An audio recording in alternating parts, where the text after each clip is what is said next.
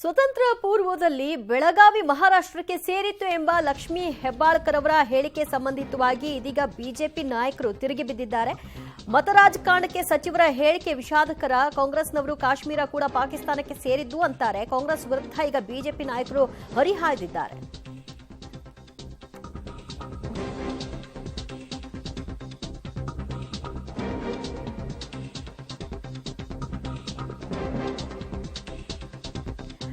ಕಾಂಗ್ರೆಸ್ ವಿರುದ್ಧ ಬಿಜೆಪಿ ನಾಯಕರು ಕಿಡಿನುಡಿಯನ್ನ ವ್ಯಕ್ತಪಡಿಸಿದ್ದಾರೆ. ಬೆಳಗಾವಿ ವಿಚಾರದಲ್ಲಿ ಲಕ್ಷ್ಮೀ ಹೆಬ್ಬಾಳ್ಕರ್ ಆಡಿರುವಂತಹ ಮಾತು ವಿವಾದಕ್ಕೆ ಕಾರಣವಾಗಿದೆ. ಸಚಿವ ಸಂಪುಟದಿಂದ ಲಕ್ಷ್ಮೀ ಹೆಬ್ಬಾಳ್ಕರ್ ಅವರನ್ನ ವಜಾಗೊಳಿಸಬೇಕು ಅಂತ ಬಿಜೆಪಿ ಆಗ್ರಹಿಸಿದೆ.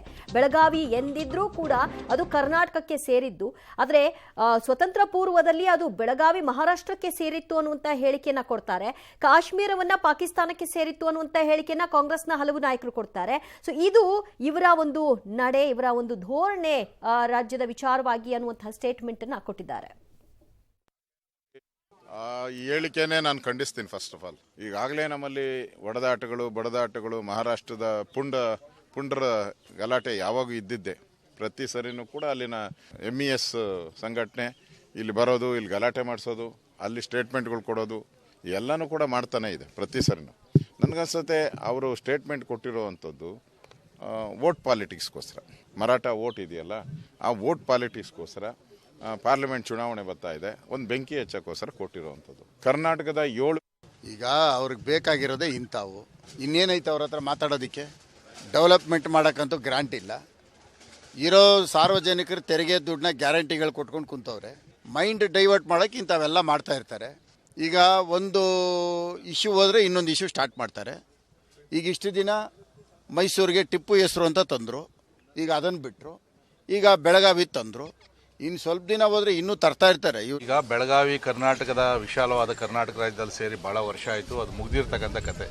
ಆದರೆ ಈಗ ಮತ್ತೆ ಇವರು ಓಟಿನ ರಾಜಕಾರಣಕ್ಕೋಸ್ಕರನೋ ಏನೋ ನಮ್ಮ ಸಚಿವೆಯರಾದಂಥ ಲಕ್ಷ್ಮೀ ಹೆಬ್ಬಾಳ್ಕರ್ ಅವರು ನಿನ್ನೆ ಒಂದು ಹೇಳಿಕೆಯನ್ನು ಕೊಟ್ಟಿರ್ತಕ್ಕಂಥದ್ದು ಅದು ವಿಷಾದಕರವಾದಂಥ ಸಂಗತಿ. ಈ ಕಾಂಗ್ರೆಸ್ನವರ ಮನಸ್ಥಿತಿ ಆಗಿದೆ ಅಂತ ಹೇಳಿದ್ರೆ, ಕಾಶ್ಮೀರವೂ ಕೂಡ ಪಾಕಿಸ್ತಾನಕ್ಕೆ ಸೇರಿತು ಅಂತ ಹೇಳ್ತಕ್ಕಂಥ ಮಾತುಗಳೇನು ದೂರ ಇಲ್ಲ.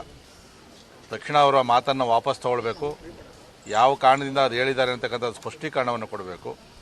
ಅವರು ಈಗ ಕೂಡ ಮಾತಿಗೆ ಏನನ್ನ ಬದ್ಧರಾಗಿದ್ದಾರೆ, ತಕ್ಷಣ ಅವರ ಸಚಿವ ಸಂಪುಟದಿಂದ ವಜಾ ಮಾಡ್ತಕ್ಕಂಥ ಕೆಲಸವನ್ನು ಸನ್ಮಾನ್ಯ ಸಿದ್ದರಾಮಯ್ಯರು ಮಾಡಬೇಕು. ಇಲ್ಲ ಅಂತಂದರೆ 6.5 ಕೋಟಿ ಕನ್ನಡಿಗರು ಮಾಡಿರ್ತಕ್ಕಂಥ ಅವಮಾನ ಇದು. ಇವತ್ತು ಬೆಳಗಾವಿಯಲ್ಲಿ ಅಲ್ಲಿ ಪ್ರತಿ ವರ್ಷ ಕೂಡ ನಾವಲ್ಲಿ ಅಸೆಂಬ್ಲಿಯನ್ನು ನಡೆಸ್ತಾ ಇದ್ದೀವಿ. ಯಾವ ಒಂದು ರಾಜಕೀಯ ಪ್ರೇರಿತವಾಗಿ ಹೇಳಿಕೆ ಕೊಟ್ಟಿದ್ದಾರೆ ನನಗೆ ಗೊತ್ತಿಲ್ಲ. ಆದರೆ ಇಂಥ ಹೇಳಿಕೆಗಳನ್ನ ಈ ಸಂದರ್ಭದಲ್ಲಿ ಅವಶ್ಯಕತೆ ಇಲ್ಲ. ಹಾಗಾಗಿ ಅವರ ಹೇಳಿಕೆಯನ್ನ ಸಂಪೂರ್ಣವಾಗಿ ಖಂಡಿಸ್ತೀನಿ. ಅವರ ಒಂದು ಆಡಳಿತದ ಮೂಲಕ ಜನನ ವಿಶ್ವಾಸಕ್ಕೆ ತಗೊಳ್ಳುವಂತ ಪ್ರಯತ್ನಗಳನ್ನು ಮಾಡಬೇಕು. ಇಂಥ ಯಾವುದೇ ವ್ಯತ್ಯಾಸಗಳಿಗೆ ಅವಕಾಶವನ್ನ ಕೊಡಬಾರದು. ನಾವೆಲ್ಲರೂ ಕನ್ನಡಿಗರು, ಕರ್ನಾಟಕದಲ್ಲಿರುವಂತ ಪ್ರತಿಯೊಬ್ಬ ವಿವಿಧ ಭಾಷಿಕರು ಎಲ್ಲರೂ ಇವತ್ತು ನಾವು ಕನ್ನಡಿಗರಾಗಿ ಬಾಳ್ತಿರುವಂತದ್ದು.